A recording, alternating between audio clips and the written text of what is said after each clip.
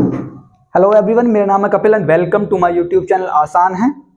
आज की क्लास में हम बात करने जा रहे हैं लिटरेचर इन रेस्टोरेशन पीरियड। अब देखिए, हमारा हिस्ट्री ऑफ इंग्लिश लिटरेचर की सीरीज में रेस्टोरेशन पीरियड चल रहा है और रेस्टोरेशन पीरियड में हमने लास्ट क्लास में क्या पढ़ा था? हमने पॉलिटिकल स्ट्रक्चर पढ़ लिया था कि रेस्टोरेशन पीरियड में पॉलिटिकल क्या क्या स्ट्रक्चर था, ठीक है, और क्या क्या चेंजिंग आए थे, सोशल चेंजिंग क्या क्या आए थे, चार्ल्स सेकंड कैसे आता है और कैसे कॉमनवेल्थ पीरियड का एंड होता है और किस तरह से चार्ल्स सेकंड अपने फादर चार्ल्स फर्स्ट की डेथ का बदला लेता है। ये सब हमने मेन बातें फर्स्ट क्लास में कर ली हैं, जो हम रेस्टोरेशन पीरियड की एक क्लास में डाल दी है, ठीक है, उसमें हमने ये बातें कर ली हैं।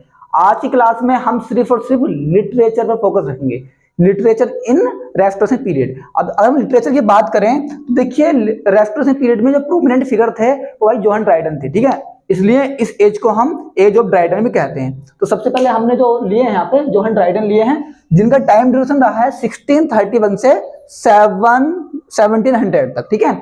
देखिए, कोई भी जोनर ऐसा नहीं था लिटरेचर का जिसमें जोहन ड्राइडन ने नहीं लिखा हो। ये प्ले राइट भी थे, पोएट भी थे, क्रिएटिव भी थे, ट्रांसलेटर भी थे। इनको फादर ऑफ इंग्लिश क्रिटिसिज्म भी कहा जाता है। देखिए, फर्स्ट पोएट लोरेट थे जोहन ड्राइडन, ठीक है, इस बात को अच्छे से याद कर लेना। और इनका टाइम ड्यूरेशन रहा था लोरेट के जो पोजीशन पर ये थे 1668 से 1688 तक। अब देखिए, अगर हम जोहन ड्राइडन साहब के वर्क्स की बात करें तो पहली बात तो मैं आपको बता दूं, जो जोहन ड्राइडन थे ये बे पैंदी के लोटे थे। हमने कॉमनवेल्थ पीरियड में पढ़ लिया था। देखो, जिसका पल्ला भारी था उधर लुढ़क जाते थे। इनकी लुटिया भाई तली, इनकी लुटिया में तली नहीं थे, सरफेस नहीं था, ऐसे लुढ़कते रहते थे। मोनार्की आई तो मोनार्की तारीख पढ़ने लगे, पार्लियामेंट आया तो पार्लियामेंट तारीख पढ़ने लगे थे। जब कॉमनवेल्थ पीरियड था, ओलिवर क्रोमवेल के गुणगान गाते थे, ये पार्लियामेंट को सपोर्ट करते थे। जैसे ही पार्लियामेंट गई और दोबारा से रिस्टोर हुई मोनार्की, तो फिर से ये मोनार्की को तारीफें करने लगे। अब देखिए, आप इनके वर्क देखिए, इनके वर्क्स में ये चीज सब समझ में आ जाएगी आपको।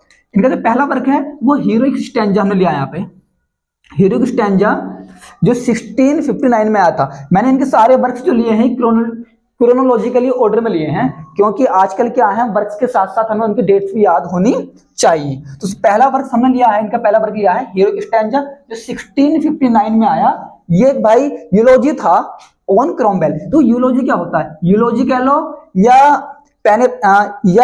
पेनेज्रिक कह लो, ये एक ही बात होता है। ये मैं यहां समझा दूं आपको, किसी की तारीफें करना, गुणगान गाना, वही यूलॉजी होता है, सिंपल।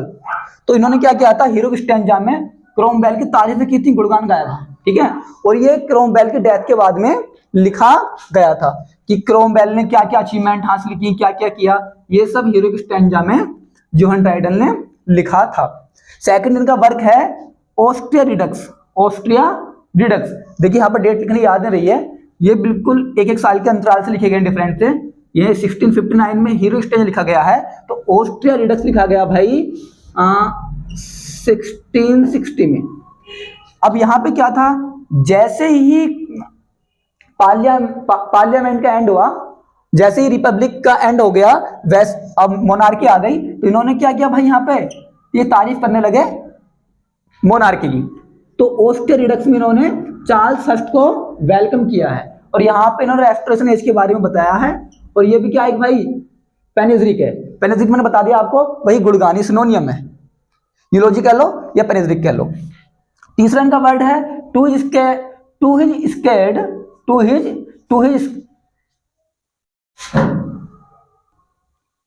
नेक्स्ट इनका वर्क है टू हिज सैक्रेड मैजेस्टी। भैया ये भी एक पेनेज्रिक ही है, ठीक है, और ये भी एक गुणगानी है। ये कब लिखा गया था? On his coronation. कोरोनेशन होता है राज तिलक, जब चार्ल्स सेकंड का कोरोनेशन हुआ था, राज तिलक हुआ था, तब उसने लिखा था भाई टू हिज सैक्रेड मैजेस्टी। ये कब लिखा गया? 1661 में। सब में एक एक साल का डिफरेंस है, ठीक है। इनका नेक्स्ट वर्क है टू माय लॉर्ड चांसलर, जो 1662 में आया। ये भी पेनेज्रिक है भाई, और ये प्रेजेंटेड हुआ था न्यू ईयर पे, नए साल के न्यू ईयर के टाइम पे ही प्रेजेंट किया गया था। अब मैंने यहाँ पे आपको बता दिया है कि ये पेनेज्रिक क्या होता है। देखो, panegyric a public speech on publish text, a public speech और पब्लिश टेक्स्ट इन, मैंने यहाँ आपको पेनेज्रिक क्या होता बता दिया है, अ पब्लिक स्पीच और published text in praise of someone और समथिंग, ठीक है, किसी की गुणगान करना, तारीफ में कुछ लिखना या बोलना, पब्लिक स्पीच, वही क्या होता है, पैनेज्रिक होता है। अब हमें जोहन ड्राइडन के कुछ ड्रामे के बारे में डिस्कस कर लेना, ठीक है, पहले इसका स्क्रीनशॉट ले लो। अब देखिए हम बिल्कुल क्रोनोलॉजिकली तरीके से, क्रोनोलॉजिकली वे में जोहन डन के वर्क डिस्कस कर रहे हैं, और यहां तक जो हमने पैनेज्रिक डिस्कस की हैं जोहन डन की, यहां से हमें एक बात समझ में आ गई है कि जोहन डन जो एक व्यक्ति था, इसका माइंड बिल्कुल पॉलिटिकल था, तो ये पॉलिटिकल माइंडेड पर्सन था। देखो मैं ऐसा क्यों कह रहा हूं, मैं आपको बार बार बता चुका हूं, जब कॉमनवेल्थ पीरियड था तो उस टाइम पे ये पार्लियामेंट को सपोर्ट करता था, क्रोमवेल जो ओलिवर क्रोमवेल था उसकी खूब तारीफ करता था। जैसे ही ओलिवर क्रोमवेल की डेथ हो जाती है और उसके बाद में भाई धीरे धीरे जैसे ही कॉमनवेल्थ पीरियड चला जाता है और मोनार्की वापस आती है, तो ये फिर से मोनार्की को प्रेस करने लगता है, तारीफ करने लगता है मोनार्की की, ठीक है। तो इस तरह से हम कह सकते हैं जैसे ही जो पावर में आता था ना, ये उसी के फेवर में हो जाता था जोहन डन। यहाँ तक हमने ये पैनेज्रिक में समझ लिया है। तो अब देखिए कॉमनवेल्थ पीरियड के बाद में भाई मोनार्की आ जाती है। अब यहाँ पे इसका मतलब ये नहीं है कि मोनार्की आ गई तो पार्लियामेंट बिल्कुल समाप्त हो गया। अब पार्लियामेंट और मोनार्की बिल्कुल मिलजुल के काम कर रहे थे, मतलब चार्ल्स सेकंड और पार्लियामेंट अपनी अपनी पावर में रहकर काम कर रहे थे। अब देखिए जैसी मोनार्की आती है भाई, तो उस टाइम पे क्या है, थिएटर ओपन हो गए, क्योंकि थिएटर बंद थे ना, कॉमनवेल्थ पीरियड में थिएटर बंद ही रहे थे। तो 1660 में थिएटर रीओपन हो जाते हैं, और अब थिएटर एक प्रोफेशन बन गया, मतलब एज अ प्रोफेशन आप थिएटर को चूज कर सकते हो। तो भाई जोहन डन साहब ने भी ये तो मौके का फायदा बड़ा अच्छे से उठाते थे, है ना, तो इन्होंने क्या किया, अपना प्ले लिखने शुरू कर दिए। अब जो ड्रामा, इनके वर्क्स में हम थोड़ा ड्रामा डिस्कस करते हैं, अब बिल्कुल क्रोनोलॉजिकली वे में कर रहे हैं भाई। सबसे पहला इनका जो फर्स्ट प्ले था वो था द वाइल्ड गैलेंट, जो 1663 में आया। ये एक रेस्टोरेशन कॉमेडी है और इनका फर्स्ट प्ले है मेरे भाई जोहन डन साहब का। दूसरा इनका जो ड्रामा है वो है द इंडियन क्वीन, जो 1664 में आया। मैं यहाँ पे आपको बता दूं, इंडियन समझ के आप ये मत समझना कि यहाँ पे हमारी इंडिया के बारे में कुछ, ये हमारी इंडिया को रिलेट करता है। इंडियंस के बारे में कुछ भी नहीं है यहाँ पे, इंडिया के बारे में कुछ भी नहीं बताया गया इस प्ले के अंदर, ठीक है। अभी वो कौन सा प्ले है जोहन डन का जिसमें इंडिया का जिक्र किया गया है, इंडिया के बारे में कुछ बताया गया है, वो मैं आपको आगे बताऊंगा। तो ये इनका था इंडियन क्वीन, ये प्ले आया 1664 में। ये भी एक ट्रेजेडी था।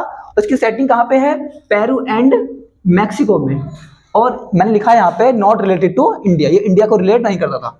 देखिए ये celebration with collaboration with Robert Howard, ये कोलैबोरेशन है किसके साथ में, रॉबर्ट हॉवर्ड, यानी रॉबर्ट हॉवर्ड के साथ में मिलकर इन्होंने ये वर्क कंप्लीट किया, ये लिखा इन्होंने।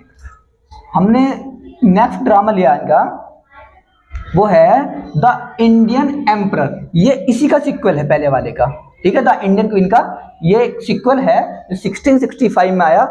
ये एक हीरोइक ड्रामा है और भाई ये deals with the Spanish conquest, Spanish conquest को डील करता है ये, ठीक है। इसमें भी आप समझना मत इंडियन समझ के, यहाँ पे भी कुछ इंडिया के बारे में जिक्र नहीं है, ठीक है, ये बात यहाँ पर ध्यान रखने लिया। नेक्स्ट इनका ड्रामा है सीक्रेट लव और द मेडन क्वीन, जो 1667 में आया, और ये एक ट्रेजिक कॉमेडी थी मेरे भाई। और नेक्स्ट इनका वर्क है सर मार्टिन मारऑल, या इसका दूसरा सबटाइटल है द फेंड इनोसेंस, जो 1667 में आया, ये एक कॉमेडी है। और नेक्स्ट इनका वर्क है द टेम्पेस्ट, या दूसरा सबटाइटल इसका द एन्चेंटेड आइलैंड, जो 1667 में आया, ये भी कॉमेडी है। 1667 में काफी वर्क आए इनके। अब देखिए ये नेक्स्ट इनका वर्क है, ये जो वर्क है इनका अभी ड्रामा नहीं है, ये भाई पोएम है। यहाँ पे एनएस मिराबिलिस, इसके बाद में उन्होंने पोएम क्यों लिखी, देखो मैं आपको बता दूं बीच में क्या था, एक बार फिर से बीच में थिएटर बंद हो गए थे, क्योंकि मैंने आपको इस नेक्स्ट क्लास में बताया, इस लास्ट क्लास में बताया था, प्लेग आ गई थी इंग्लैंड में, और इंग्लैंड में ग्रेट फायर आ गई थी। जो प्लेग आ गया था वो 1665 से आया, 1665 से 1666 तक चला था, लास्ट क्लास में डिस्कस कर चुके हैं। और भाई एक ग्रेट फायर भी थी जो 1666 में आई, तो उस वजह से क्या हुआ, थिएटर एक बार फिर से बंद कर दिए गए थे, ठीक है। तो वहां पे इन्होंने एक पोएम लिखी एनएस मिराबिलिस, जो 1667 में आई, और ये पोएम थी, एक सेलिब्रेशन पोएम थी, अब आप कहेंगे कि भाई ये सेलिब्रेट किस को कर रहे थे। देखिए एनएस मिराबिलिस का मतलब ये होता है वंडरफुल ईयर, वंडरफुल ईयर। जब पूरी तरह से काफी हद तक इंग्लैंड तबाह हो चुका था, वो एक ग्रेट फायर आ गई थी इंग्लैंड में, प्लेग भी आ गया था, तो इंग्लैंड को रीबिल्ड किया गया था, ठीक है, दोबारा से बनाया गया था उसको। तो उसी का सेलिब्रेशन किया था उन्होंने इस पोएम में, जो हंटन ने, ठीक है। तो ये talk about recovery after great fire of London और रिबुल्ट लंदन, प्रेज चार्ल्स सेकंड। इसमें चार्ल्स सेकंड को प्रेज किया है, और ग्रेट फायर के बाद में जो इंग्लैंड का रिबुल्ट द्वारा बना था उसके बारे में इन्होंने यहाँ पे बातें की हैं इस पोएम में, ध्यान दें, ठीक है। और नेक्स्ट इनका वर्क है एन एसे ऑफ ड्रामेटिक पोएजी, जो 1668 में आया। इसमें इन्होंने ड्रामा को डिफेंड किया, ड्रामा को डिफेंड किया था, और ये एक फॉर्म ऑफ पोएट्री था। इन्होंने कहा है कि जो हमारा ड्रामा है ना भाई, वो एंशिएंट और फ्रांस ड्रामा से भी बेटर है, better than ancient drama and French drama. और इस वर्क में इनके 4 मेन कैरेक्टर हैं जो डायलॉग फॉर्म में दिखाए गए हैं, क्राइट्स, निएंडर, लाइसेंडियस और यूजीनियस।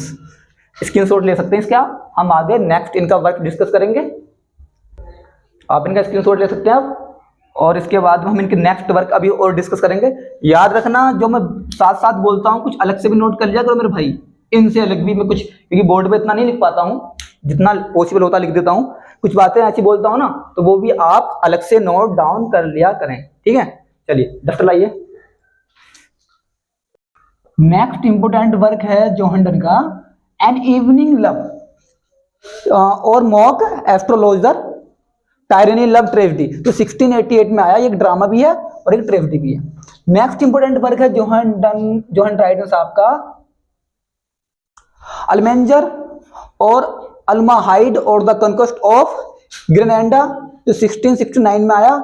ये ट्रेजेडी भी है और ये 2 पार्ट्स में आया था। और देखिए इसमें deals with the Spanish conquest of Granada, जो ग्रेनेडा का स्पेनिश कॉन्क्वेस्ट था उसको डील किया गया इसमें।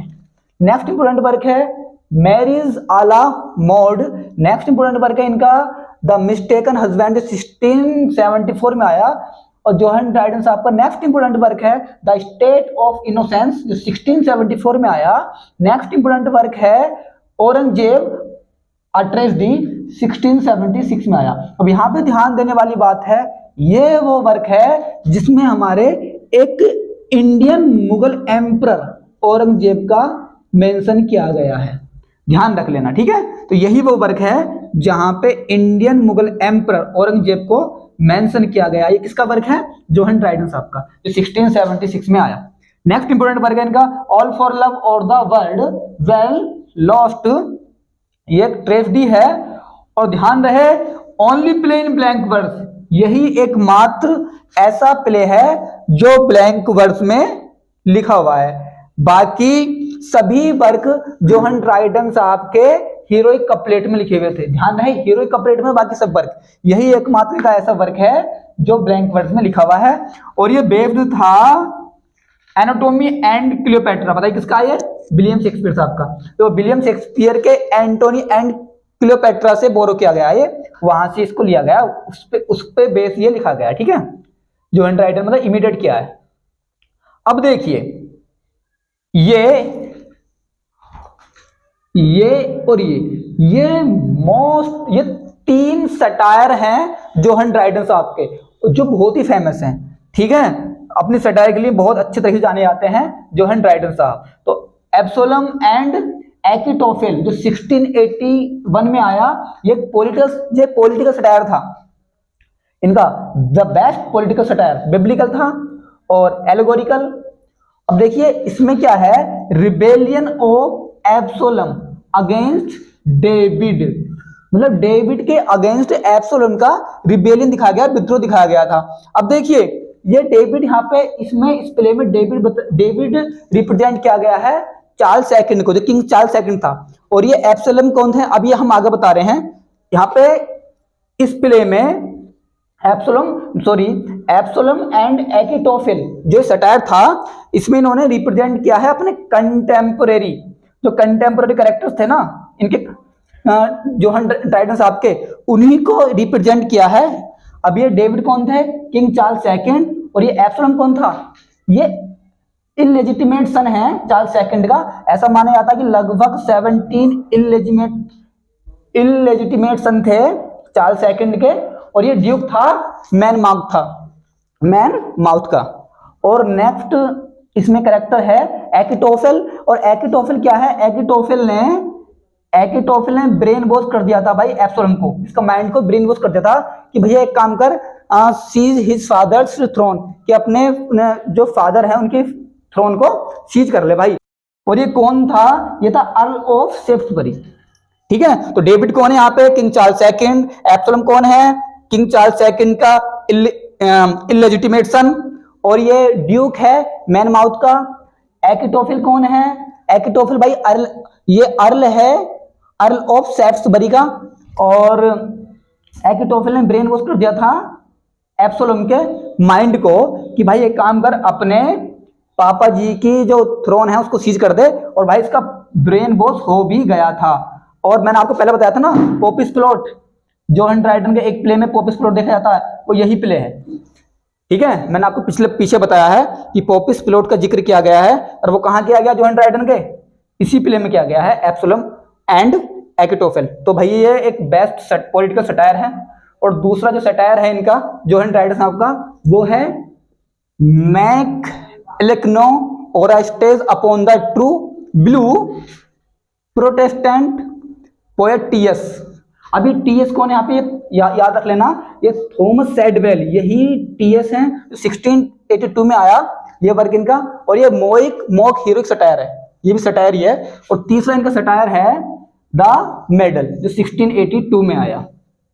नेक्स्ट वर्क है जोहन ड्राइडन साहब का Religio Laici or a layman's faith, जो 1683 में आया। नेक्स्ट इनका वर्क है Threnodia Augustalis, a funeral Pindaric poem sacred to the happy memory of Charles second. ये भैया एक मॉर्निंग था, विलाप किया गया था। ये किसकी डेथ पर लिखा गया था? चार्ल्स सेकंड की डेथ पर। ये क्या था? एक मॉर्निंग था। ये मॉर्निंग पोएम है चार्ल्स सेकंड की डेथ पर लिखी हुई। तो भाई ये जोहन ड्राइडन साहब थे, जिनको हम बिल्कुल भी इग्नोर नहीं कर सकते थे रेस्टोरेशन पीरियड में, क्योंकि पूरी एज का नाम ही जोहन ड्राइडन के ऊपर है। तो ये इनके इंपोर्टेंट वर्क हमने काफी डिटेल्स में देख लिए हैं।